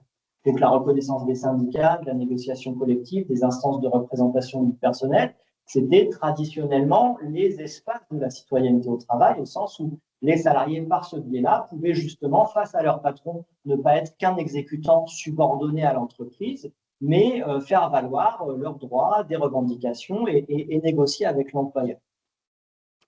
Or, ce discours de l'entreprise citoyenne, de l'entreprise vertueuse, il a comme caractéristique de reposer sur un déni assez manifeste du rapport salarial. Hein, je le disais plus tôt, il y a cette idée de la représentation de l'entreprise comme une grande famille, une grande communauté, donc qui ne reconnaît pas du tout l'idée qu'il y ait un rapport de subordination. Bon, on revient plus en détail dans ce petit bouquin parce que derrière l'idée de l'autonomie, il y a l'idée de l'euphémisation du rapport de subordination salariale. Mais voilà, je vous cite un salarié qui nous dit, moi, ce qui me plaît dans l'entreprise, c'est qu'on ne peut pas repérer le CEO. Et effectivement, quand vous allez dans un magasin Decathlon, vous voyez que des gens avec le même gilet bleu. Et parmi ces gens, il peut y avoir des simples vendeurs, il peut y avoir des cadres, il peut y avoir le directeur du magasin, parce que tous sont appelés à être un peu polyvalents, justement, à faire preuve d'initiative, à être autonomes. Et donc, quand il y a besoin d'un coup de main sur tel rayon, parce qu'il faut recevoir la marchandise et la mettre en rayon, y compris le directeur du magasin, il ne peut pas rester dans son bureau déjà parce qu'il n'a pas de bureau attitré. En fait, il n'y a que des open space, les bureaux sont collectifs. Et donc, il va filer un coup de main sur le terrain. Donc, tout ça, ça participe. Je passe sur le tutoiement de vigueur, sur voilà, le fait qu'en fait, il y a toute une euphémisation des hiérarchies dans l'entreprise qui contribue un peu à dénier les relations hiérarchiques qui, pour autant, existent toujours. Elles sont visibles à travers les statuts d'emploi, à travers les rémunérations qui sont évidemment différentes selon qu'on est un employé ou un cadre. Et donc, ce qu'on décrit dans le bouquin, c'est comment cette fabrique de l'entreprise citoyenne, elle contribue finalement à une forme de managérialisation des engagements salariés. C'est-à-dire que les engagements salariés ne sont légitimés que dans la mesure où ils s'avèrent compatibles avec les finalités, les valeurs, les objectifs qui sont posés par les autorités de l'entreprise. Et ça, ce qu'on montre, c'est que cette managérialisation des engagements, elle se traduit pas simplement par le fait que, par exemple, l'entreprise valorise plutôt des engagements au titre de la RSE, par exemple comme référent au développement durable, plutôt que des engagements comme syndicalistes. En fait, y compris les engagements syndicaux sont redéfinis au titre de cette idée d'entreprise citoyenne. C'est-à-dire que, par exemple, les salariés qu'on a rencontrés en France qui sont élus du personnel, la plupart d'entre eux nous disaient qu'ils ont accepté de se présenter aux élections du personnel parce qu'ils avaient été sollicités par un cadre. Il leur disait, voilà, toi, tu es bien, tu es dévoué à la communauté décathlonienne, il faut que tu sois élu. Et la définition du rôle d'élu du personnel, ce n'est pas du tout un porte-parole des salariés contre la direction, c'est un animateur de la communauté d'entreprise. Donc, il n'y a pas du tout cette idée de les instances de représentation du personnel sont là pour représenter la partie subordonnée face à l'employeur qui donne des ordres, pour essayer de rééquilibrer ce rapport de pouvoir. Mais c'est plutôt cette idée que, en fait, l'élu du personnel, il est là pour organiser des soirées Laser Quest, pour organiser des formes de convivialité dans le magasin. Et ce qui conduit d'ailleurs un salarié à nous dire il n'y a pas mieux que pas de syndicat, ça représente mieux, on fait notre truc, on se connaît. Hein, donc, globalement, il y a des syndicats à Decathlon.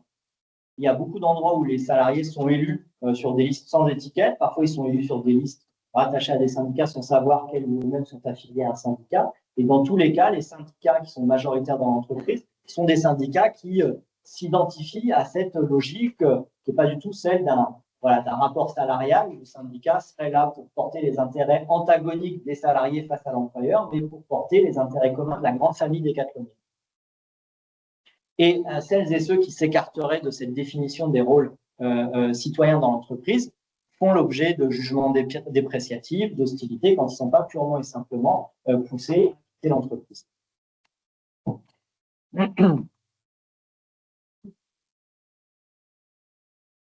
Voilà, donc je terminerai là-dessus. Hein.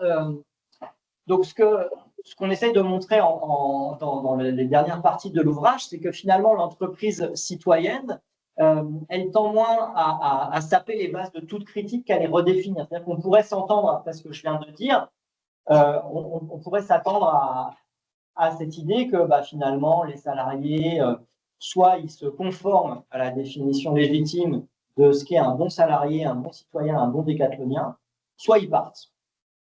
En réalité, c'est un petit peu plus compliqué que ça. C'est un petit peu plus compliqué que ça, déjà parce que se conformer à l'idéal du bon décathlonien, ça produit des tensions. C'est en soi générateur de contradictions. C'est-à-dire que contrairement à ce que disent les professionnels de la gestion sur l'idée qu'il est rentable d'être vertueux, en fait, les logiques de rentabilité et de vertu, elles sont en tension en permanence. Et donc, des salariés qui peuvent s'engager de bonne foi dans des projets citoyens vont réaliser en cours de route que leur engagement citoyen pour le compte de l'entreprise, qui va être valorisé dans les réunions de présentation de l'entreprise, etc., il est en même temps complètement miné par le responsable hiérarchique immédiat qui dit « mais attends, tu ne vas pas passer tes heures de travail dans le magasin à préparer ton projet en lien avec l'association des enfants malades, par exemple. Il faut que tu bosses en rayon, quoi. » Et donc, on a des salariés qui nous disent « voilà, moi, je me retrouve un peu… en fait, on me demande de travailler gratuitement. » Donc, en fait, il y a la prise de conscience par les salariés elles-mêmes que cette logique de l'engagement citoyen par le travail, ça produit des formes d'engagement supplémentaires pour l'entreprise. C'est ce qu'on appelle le désarroi des bons décathloniens. C'est qu'ils se rendent compte qu'il peut y avoir des contradictions entre les valeurs qu'on leur a vendues et la mise en pratique de celles-ci. Un autre aspect de ce désarroi, ça peut être des décathloniens qui, justement, sont engagés à fond dans l'entreprise, s'identifient à fond, prennent un rôle d'élu du personnel parce qu'on leur a dit que c'était bon pour leur carrière, à la condition justement de rester dans les formes d'un élu qui ne soit pas revendicatif.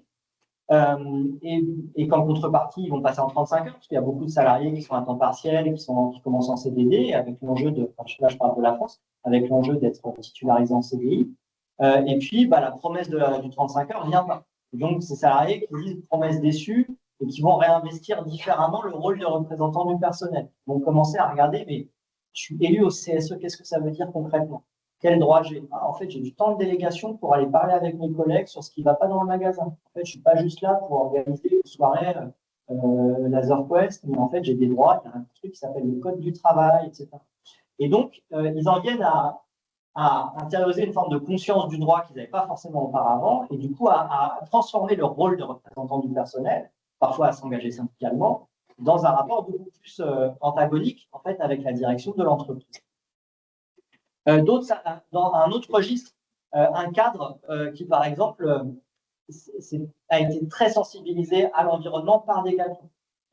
Il s'est converti à l'écologie parce qu'il a, j'ai donné son nom, ce militant écolo hyper connu qui fait plein de conférences auprès des entreprises.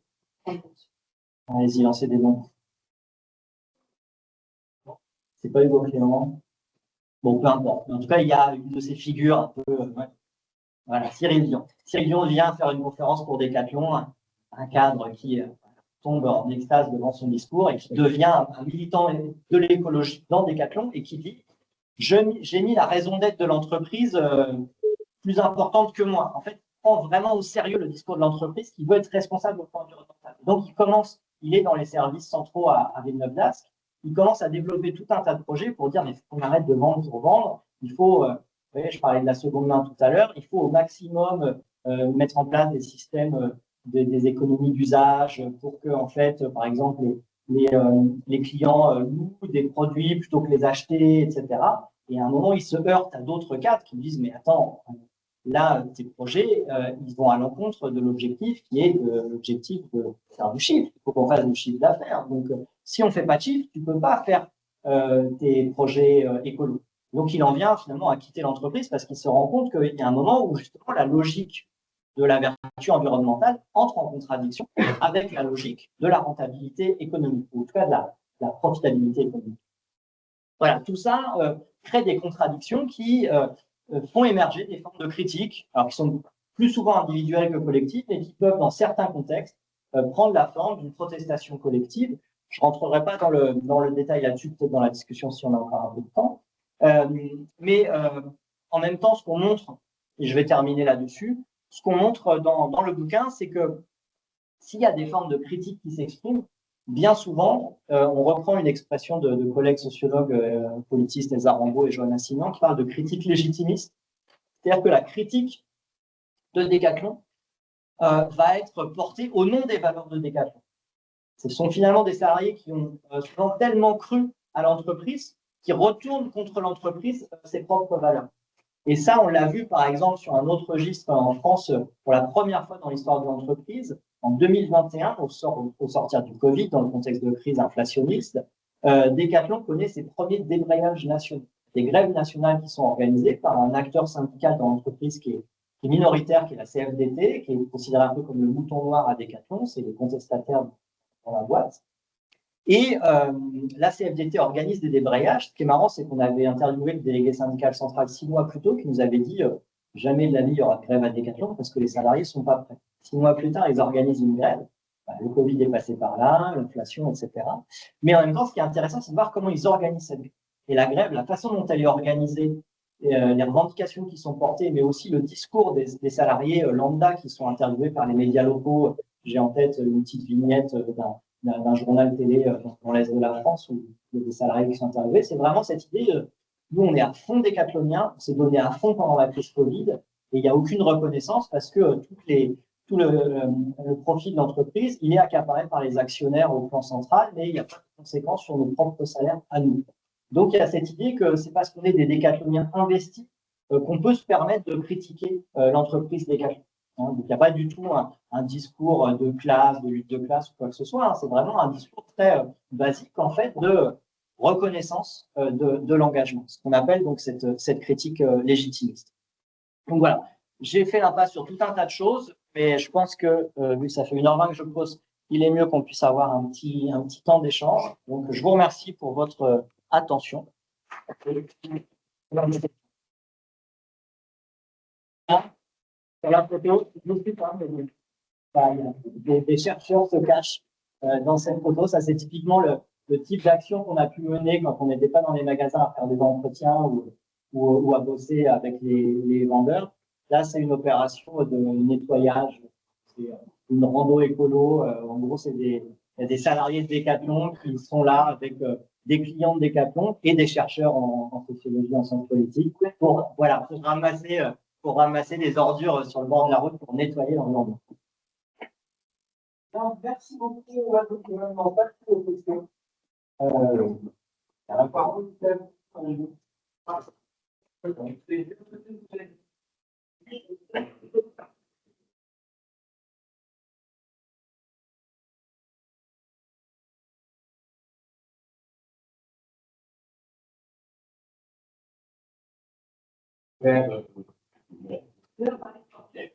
C'est Décathlon vous a ouvert ses portes et est-ce qu'à un moment précis, vous avez accéder à vos recherches? Alors, c'est une très bonne question parce que c'est pas courant de réussir à mener l'enquête sur une entreprise comme ça de l'intérieur. Pour autant, on a mené l'enquête du début à la fin en totale indépendance vis-à-vis de la direction de l'entreprise. C'est-à-dire qu'on n'a jamais demandé une autorisation préalable. Comme on était une équipe collective, on entrait en fait par des endroits différents, auprès d'interlocuteurs différents, sans se prévaloir d'une enquête globale. Parce qu'on tenait justement à pas être sponsorisé par la direction de l'entreprise, hein, dans le rapport avec les salariés. Pour nous, c'était important. Et à notre grande surprise, on a rarement été confronté à des refus. Donc ça dit quelque chose aussi de ce que cette entreprise et de cette ambiance un peu décontractée qui est revendiquée par les cadres de l'entreprise. Donc je pense que bien la preuve aussi que ce discours de l'entreprise engagée, vertueuse, etc., c'est pas simplement une stratégie de communication, c'est que les cadres eux-mêmes sont convaincus de ce qu'ils disent. Et ils sont d'autant plus convaincus qu'ils sont très contents qu'on s'intéresse à eux, qu'on vienne les voir, parce qu'ils ont envie de nous montrer à quel point ça fonctionne bien. Et la surprise la plus forte qu'on a eue, c'est avec Maxime, quand on a eu cet accès au terrain. Parce que pouvoir travailler gratuitement évidemment, parce que on est tous les deux chercheurs CNRS, on paye nos salaires des chercheurs CNRS. Donc, faire ce qu'on a appelé un stage pendant 2 mois et demi dans un magasin, généralement, c'est plutôt des doctorantes qui font ça, qui se font embaucher en données du fort. Donc, voilà, c'est ce type d'ethnographie du travail. Ça demande généralement des conditions un peu particulières. Et là, en fait, on fait un entretien avec le directeur du magasin. L'entretien se passe plutôt bien et donc on lui demande s'il serait d'accord pour nous autoriser à passer du temps dans son magasin. Et il me répond, bah, a priori, je ne vois pas d'obstacle. Laissez-moi juste vérifier pour des raisons d'assurance. Une semaine après, il revient vers nous pour nous dire que c'est OK. Et en fait, au moment où on est sur le terrain, il y a une responsable régionale de la région là où le magasin est implanté qui passe. Le directeur nous présente. Il dit, bah, voilà, il y a 2 sociologues qui font ce travail avec ici. La responsable régionale nous regarde, nous salue, elle regarde les niveaux supérieurs n'avaient même pas été prévenus. Donc, et ça dit aussi là encore quelque chose de l'entreprise, c'est que ce discours de la subsidiarité qui est revendiqué par les Mulliez, par les enseignes Auchan, fait que les différents niveaux, en fait, ont une relative autonomie dans leur politique. Ça nous a permis aussi d'explorer de manière assez poussée l'entreprise par rapport à une entreprise qui aurait été très centralisée, où il aurait fallu demander l'accord auprès de l'état-major de la boîte pour ensuite y accéder. Après, ce sont des conditions aussi très particulières. Ce magasin, on a pu y entrer parce que le directeur en question, il était en partance, c'est-à-dire qu'il savait que 6 mois plus tard, il serait plus pour l'enseigne. Un collègue a essayé de faire la même chose dans le sud-est de la France. Il a jamais eu de réponse. Hein. Donc, voilà. On a aussi bénéficié de conditions particulières, mais ces conditions, elles ont été favorisées par le fait qu'on était un collectif, et que donc, basé à différents endroits de France, voire du monde, puisqu'on avait une collègue en Espagne, une collègue en Tunisie, on a pu avoir ces entrées qui nous ont permis d'avoir cette vision un peu globale.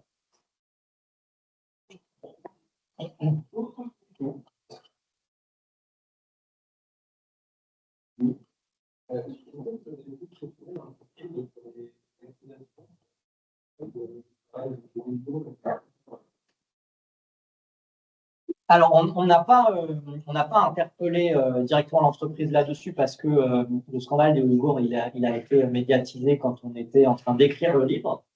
Donc, on le mentionne dans le bouquin, bien évidemment.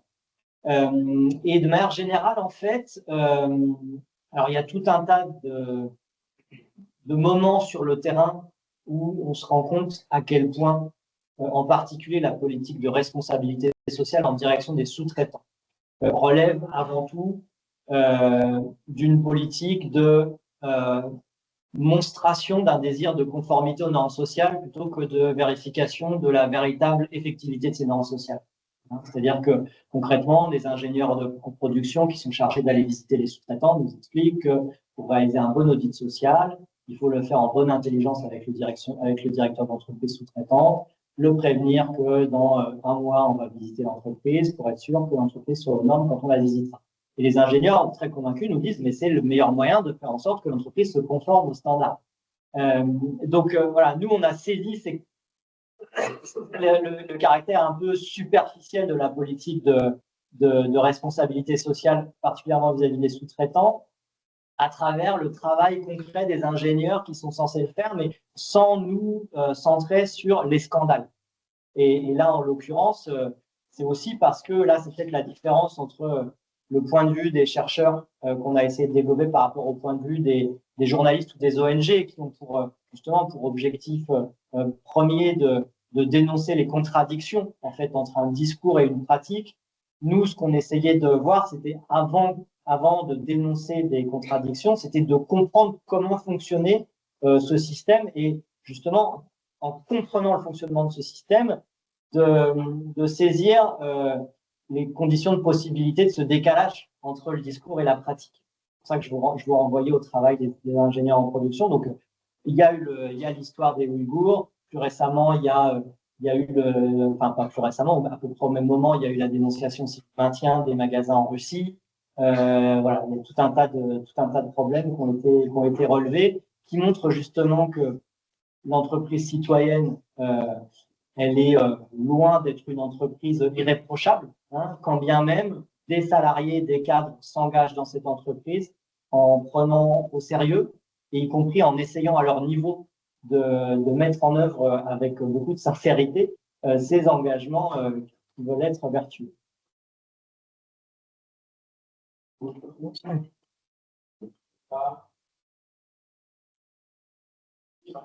Merci beaucoup, Clara, pour cette présentation. Et je suis individuellement et de collectifs qui sont complètement les étudiants de l'histoire pour faire et pour montrer comment quelles sont les modalités de concentration de la critique et comment les personnes se sont dans son puis beaucoup de révolution du rapport au travail, de la question de l'engagement psychologue et de l'engagement salarial.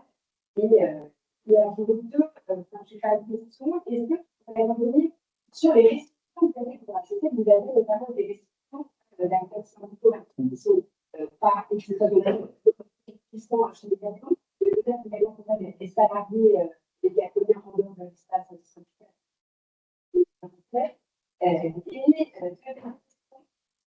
Je pense que tu montres bien comment cette petite valorisation des en fait de cette évolution à la possible. Mais cette évolution, en fait, elle est très nouvelle vision pour les salariés. Et les salariés, c'est une idée sociale, capital social et culturel pour voir tous les autres qui vont le tableau sur les entreprises mexicaines à ce fait de modèle. Qu'est-ce que ça fait? En fait,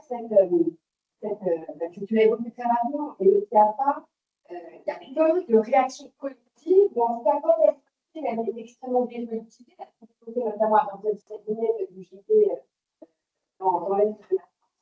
Et en fait, l'hétérogénéité des conditions modèles, et ce qu'elle a un peu renforcé, l'hétérogénéité des conditions sociales des économies, elle a remonté à force de réactions collectives, justement, et de potentielle résistance à cette invention, cette vertu qui fait donc plus sur les individus que sur l'entreprise en tant que telle. Parce que c'est eux qui portent la vertu des gars.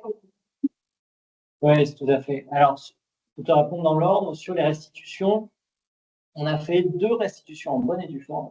Une première restitution avec Maxime auprès des salariés du magasin dans lequel on a fait cette observation participante, avant que le livre ait été rédigé. Donc, c'était vraiment avant que Gilet bleu ait été rédigé.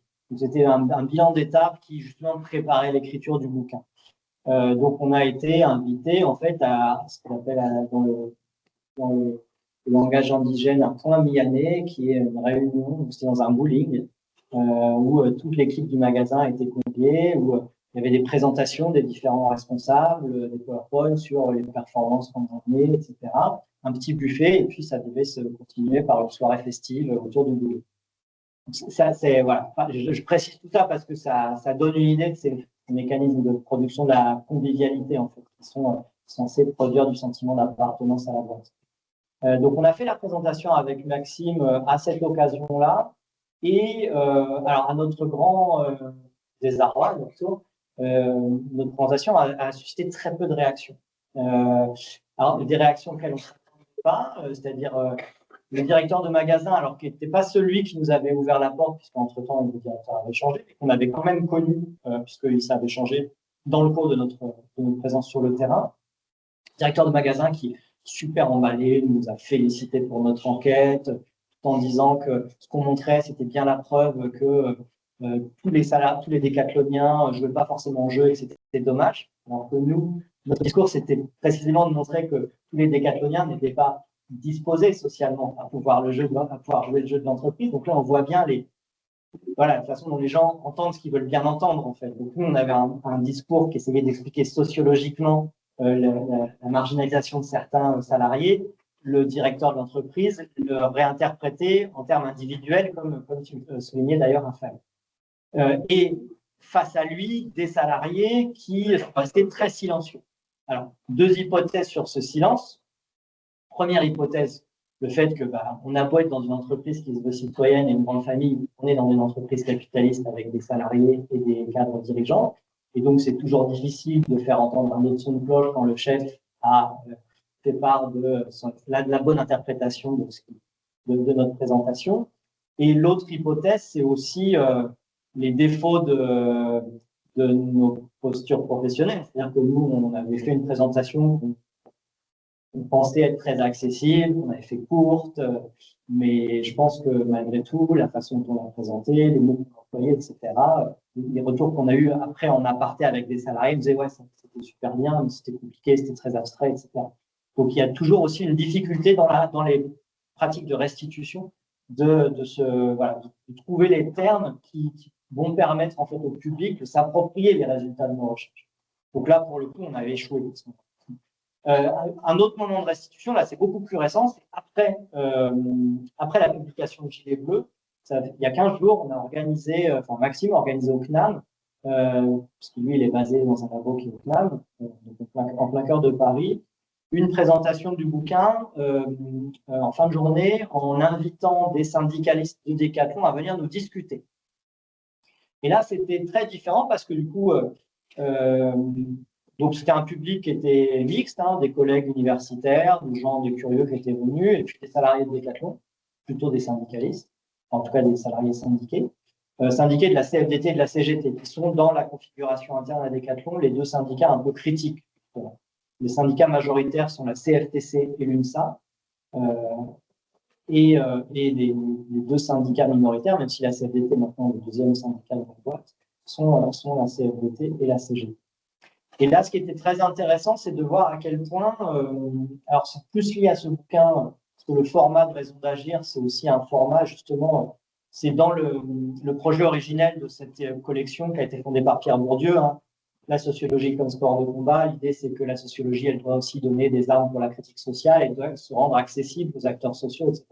Donc, il y a un souci dans ce type de petit format de produire un discours qui est beaucoup plus accessible.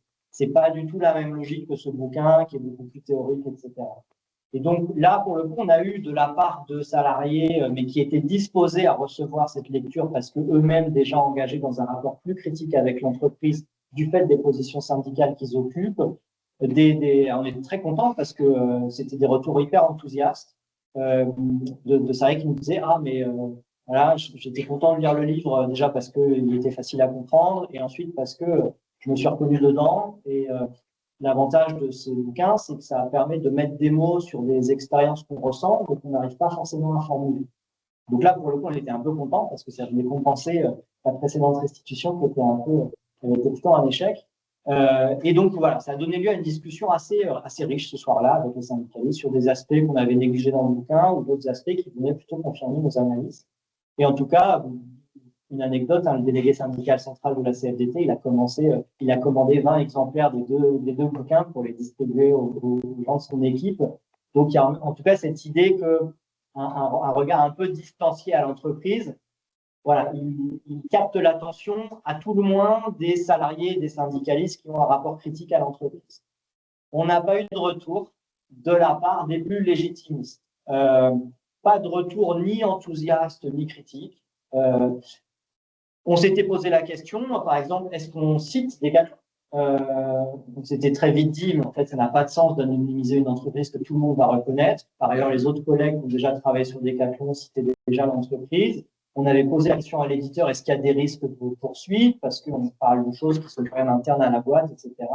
L'éditeur nous avait dit que le droit de la liberté de la presse fait que, en général, si poursuite il y a, elles sont plutôt favorables aux auteurs, et au contraire, ça fera de la pub pour le bouquin. Mais la politique de Decathlon, vous l'avez sans doute vu au sujet des Moulbourg, par exemple, hein, c'est vraiment de faire profil bas. Là, pour le coup, on est vraiment dans la logique des muliers. Hein, le bien ne fait pas de bruit, le bruit ne fait pas de bien. Donc, voilà, quand il y a une shitstorm, pardonnez l'expression, on fait le dos rond en attendant que ça passe. Et pour le coup, ça fait le lien avec la question de tout à l'heure. Par rapport, notre bouquin en mai dernier, il est sorti à peu près au même moment où il y a eu le cache investigation sur tous les gros scandales. Et c'est sûr que entre la dénonciation, cache investigation et ce bouquin qui se veut par sa posture d'enquête compréhensive et pas simplement critique, beaucoup plus nuancée, finalement, on apparaissait plutôt comme des gentils par rapport au discours des journalistes. Voilà, je n'ai envie ni d'être gentil, ni d'être méchant avec cette entreprise, c'est pas la posture que je vais adopter, mais en tout cas, voilà, c'est sans doute comme ça que ça pouvait être reçu. Donc voilà, on n'a pas eu de retour de la part des dirigeants de l'entreprise ou à d'autres niveaux. Et il y avait une autre question, ah oui, sur l'individualisation. Alors, ouais, il y a deux éléments importants, il me semble, pour rendre compte de la difficulté des prises de critique, des prises critiques individuelles à s'exprimer en termes collectifs. Il y a ce que tu évoques sur l'hétérogénéité, enfin, la composition sociale du travail à Decathlon. La composition sociale, en France comme dans les autres pays, ça c'est aussi une donnée permanente, même si peut-être pas forcément les mêmes places dans les hiérarchies sociales d'un pays à l'autre, mais en tout cas, la main-d'œuvre décathlonienne, c'est avant tout une main-d'œuvre jeune, souvent des étudiants, étudiantes, donc il y a une rotation importante de la main-d'œuvre. Donc ça joue aussi beaucoup dans l'absence de prise de la critique. C'est-à-dire qu'il y a beaucoup de salariés qui ne font que passer et la logique de l'individualisation va complètement avec cette idée que si tu n'es pas content avec les valeurs de l'entreprise ou si tu ne trouves pas ta place, tu peux partir. Le fonctionnement avec des stratégies. Alors, en France, on a la différence des statuts entre CDD et CDI, ça fait que il y a déjà une mise à l'épreuve par l'enchaînement de plusieurs CDD avant d'être éventuellement accepté en CDI. Dans des pays comme le Mexique, on est plus dans des formes d'emploi où on peut se faire licencier du jour au lendemain, c'est encore plus simple. Mais en tout cas, voilà, le fait d'avoir une main-d'œuvre plus jeune qui va pas forcément, qui va travailler à Decathlon pour payer les études plus que par un véritable projet professionnel, ça aussi, c'est une entrave à la formation collective d'une critique, parce que ce qu'on sait, ça c'est aussi un résultat de la sociologie des relations professionnelles, c'est que les collectifs syndicaux, ils se stabilisent au fur et à mesure que les collectifs de travail se stabilisent. C'est-à-dire que plus on est intégré durablement à l'emploi, plus on a de chance de s'engager dans un syndicat. Donc effectivement, quand vous avez c'est ce qui fait que dans le secteur du commerce, de la grande distribution, la présence syndicale est souvent très forte. Une autre dimension. Donc ça, c'est assez proche en fait d'un pays à l'autre, c'est un peu les mêmes profils. Une autre dimension importante, où là, pour le coup, on voit le contraste entre les pays, c'est que pour que d'une critique individuelle, on puisse passer à une critique collective, il faut des points d'appui institutionnels qui rendent possible cette expression collective. Et c'est là qu'on revient toute l'importance de ce qu'on appelle la citoyenneté salariale, donc les institutions collectives de représentation du personnel, de reconnaissance des syndicats, qui rendent possible la formation d'une parole collective sur le travail. Dans un pays comme le Mexique, il y a un droit syndical, et c'est un droit syndical qui est très largement formel. C'est-à-dire que le système auquel on a été confronté quand on était au Mexique, c'est le système du syndicalisme de protection. Qu'est-ce que ça veut dire le syndicalisme de protection? C'est pas du tout de protection des salariés, c'est de protection des employeurs. C'est-à-dire que, en fait, il y a tout un business des contrats collectifs en entreprise qui fait que quand tu m'enseignes, un patron ouvre une entreprise, et c'est le cas de toutes les grandes enseignes internationales qui s'implantent dans ce pays, ils prennent contact avec des cabinets d'avocats qui les mettent en contact avec des syndicalistes qui sont des vendeurs de contrats collectifs. C'est-à-dire que concrètement, en fait, au Mexique, c'est pas le même type de droit syndical qu'en France. Vous pouvez avoir qu'un seul syndicat par entreprise. C'est comme aux États-Unis. En fait. C'est des contrats d'entreprise avant tout, et c'est un seul syndicat par entreprise. Et donc, il y a un business du contrat de protection qui fait que les patrons, en fait, payent des syndicalistes pour qu'ils leur livrent un contrat collectif fantoche qui est vraiment au plancher du droit du travail, qui ne protège rien les salariés, mais qui permet d'empêcher qu'un véritable syndicat puisse s'implanter. Et donc, le syndicalisme au Mexique, ça renvoie à une histoire beaucoup plus large du corporatisme, qui fait que le syndicalisme dans ce pays a pendant très longtemps été un levier de l'autoritarisme étatique, donc plutôt un instrument disciplinaire plutôt qu'un instrument d'organisation autonome des salariés. Le syndicalisme n'est pas du tout perçu comme un point d'appui par les salariés. Donc ça renforce cette idée que, en dehors de la défection individuelle, il n'y a pas véritablement d'espace pour la prise de parole collective. C'est très différent en France, où le droit du travail est beaucoup plus fort et des normes qui sont beaucoup plus contraignantes, avec un droit syndical qui est beaucoup plus développé et un pluralisme syndical qui permet que, même si la majorité des organisations syndicales à Decathlon en France sont plutôt conformes à la définition légitime de la grande famille décathlonienne, un espace existe pour que d'autres formes d'investissement syndical soient possibles. Et donc, c'est ce désarroi des bons décathloniens que j'évoquais tout à l'heure, qui, dans le cours de leur carrière salariale et syndicale, vont finalement transformer leur façon d'incarner leur rôle de représentant du personnel, ben ça c'est rendu possible justement parce qu'il y a des ressources en dehors de l'entreprise pour formuler une parole collective. Ça c'est vraiment important, on insiste là-dessus dans la conclusion du bouquin, sur cette idée que finalement, on explique dans la conclusion, c'est pour nous la citoyenneté, c'est justement pas du tout une affaire d'entreprise. Et que pour qu'il puisse y avoir une véritable citoyenneté du travail, on a besoin d'une puissance publique qui impose des normes qui soient des points d'appui et des recours pour les salariés face au pouvoir de l'employeur. Et ça, d'un pays à l'autre, en Tunisie ou au Mexique, on a des formes de domination au travail qui sont beaucoup plus fortes précisément parce que les institutions salariales, elles sont beaucoup moins élevées. Pour la conclusion du deuxième oui. Par les collectifs, vous avez parlé de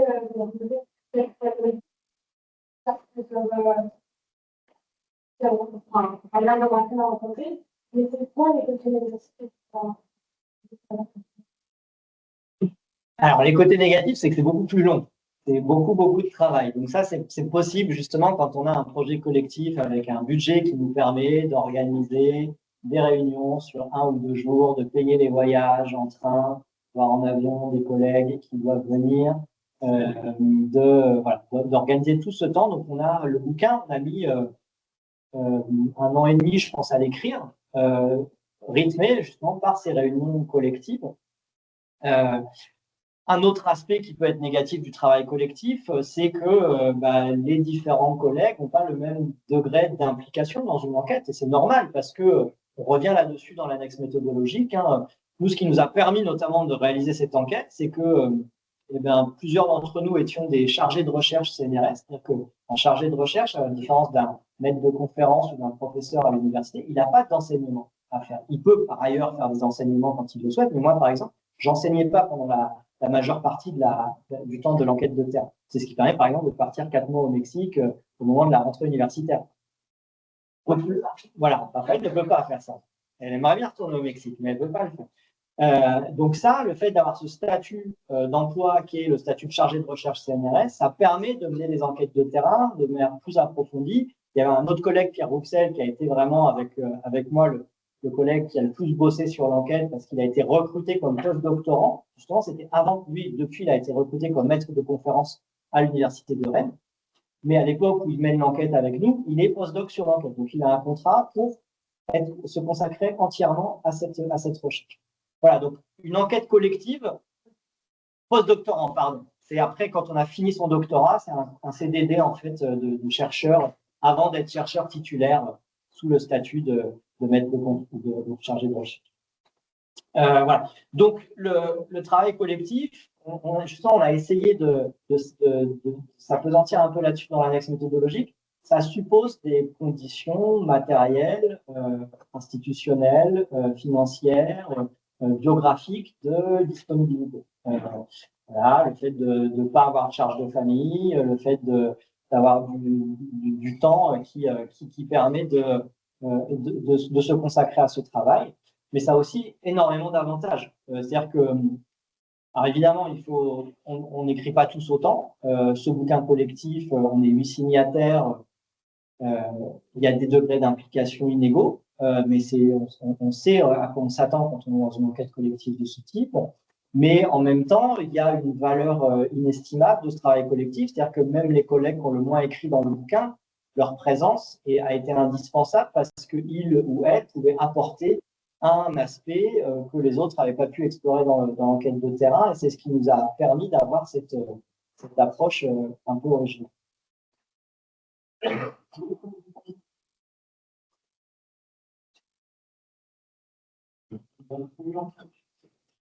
Votre dernier mot, c'est le mien. Bon, c'était. J'en continue alors peut-être. Je t'en prie. Je me demande s'il y avait des raisons de l'encadrement à cette politique de réaction, parce que vous parlez, par exemple, on voit arriver une équipe de réformateurs favorables à la RSE, et il n'y a pas d'autres cadres, on voit ça. Ouais, alors, il y a des tensions alors, qui n'ont pas forcément pris la forme. Aujourd'hui, ça n'est plus le cas. À l'époque où les premiers réformateurs de l'entreprise commencent à à vouloir mettre en place des dispositifs de RSE. Par exemple, il y a eu une enquêtée qui nous dit, la remarque que lui fait son directeur de magasin, c'est la seule chose de verte que tu vas trouver ici, c'est la moquette. Donc voilà, à l'époque, il y a cette idée que ça n'allait pas forcément de soi. Aujourd'hui, c'est devenu un peu le passage obligé de se revendiquer de ses engagements. Et comme je disais, voilà, on est obligé d'afficher un peu en tout cas son souci du développement durable, etc., pour progresser dans l'entreprise. Pour autant, il y a tout un tas de cadres qui sont bien conscients que c'est juste un rôle qui performe plutôt qu'une vraie politique à laquelle ils sont dévoués. Et ce qu'on essaye de montrer un peu dans le bouquin, c'est que justement, cette logique d'entreprise citoyenne, moi je l'illustre à travers le cas de salariés qui veulent progresser dans l'entreprise, mais ça se retrouve aussi parmi les cadres. Un cadre, par exemple, qui nous expliquait que justement, ce cadre qui était dans les services centraux, lui, c'est précisément parce qu'il se heurte directement à d'autres cadres qui lui disent qu'à un moment, le développement durable, ça va bien 5 minutes parce que ça ne peut pas se faire au détriment du développement économique. C'est bien la preuve qu'il y a des tensions et des contradictions au sein de l'entreprise. Il est décrit d'ailleurs comme des cadres avec des boules sans manches et des cheveux soyeux, ce qui donne aussi une idée un peu des rapports de classe qui peuvent être sous-tendus derrière ces différentes postures. Mais donc, il y a aussi des différences au sein même de l'état-major, même si ça s'exprime de manière plus feutrée. C'est-à-dire qu'il n'y a pas un discours ouvert, bon, même si avant Barbara Martine Coppola, c'était Mathieu Leclerc, qui était le fils de Michel Leclerc, qui était à la tête de Decathlon, qui a quitté son poste, ou qui a plus ou moins été invité à quitter son poste. Et lui, dans un bouquin qui s'appelle Decathlon, pourquoi ça marche, il reproche un peu, mais à mots couverts, justement, qu'on on l'ait un peu limité dans ses ambitions réformatrices. Il se présente comme quelqu'un qui est encore plus vertueux que ce que l'entreprise veut bien faire. Et voilà, il laissait entendre que le basculement de Decathlon, pour la première fois avec Barbara Martine Coppola, recruter une cadre extérieure à la famille Mullier, en tout cas au microcosme Mullier, était une sorte de normalisation de l'entreprise qui se rallie davantage à des objectifs traditionnels de croissance économique. Mais bon, ça restait quelque chose qui était exprimé à beaucoup.